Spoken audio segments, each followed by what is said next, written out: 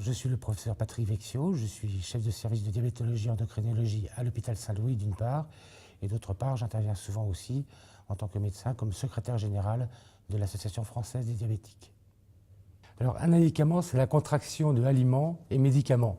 Donc c'est un aliment qui aura un effet de traitement thérapeutique ou de prévention par rapport à des maladies.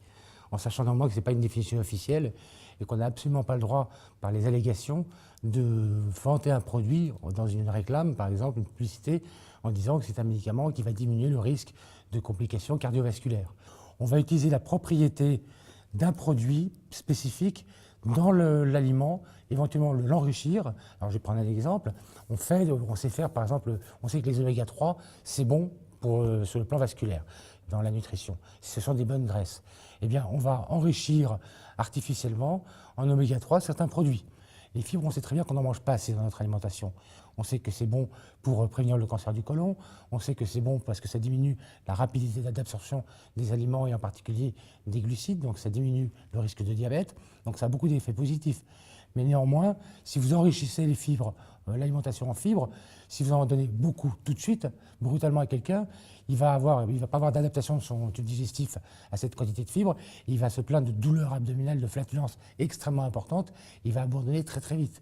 Et donc très clairement, quand on veut enrichir en fibres une alimentation, il faut le faire de façon très progressive. J'utilise la diététique, parce que ça n'a pas la même connotation. Le régime a une connotation péjorative, restrictive, et je pense que c'est une bonne diététique qu'il faut avoir, et c'est une diététique équilibrée. Et donc par rapport à l'alimentation d'il y a quelques décennies où les gens mangeaient de la viande, par exemple, matin et soir, maintenant, une fois par jour, ça suffit. Et puis souvent, il faut mieux remplacer la viande par du poisson, et manger au moins 2-3 fois par semaine du poisson, qui contient justement des acides oméga 3.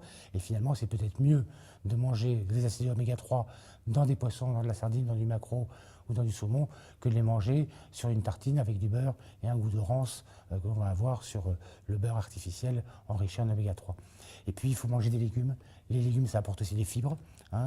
Les fruits, les pommes, par exemple, sont riches en fibres. Ça va vous apporter ces aliments qui sont essentiels et qui sont naturellement présents et qu'il vaut mieux de manger de façon naturelle plutôt que de façon artificielle en enrichissant les produits avec ce terme d'alicament.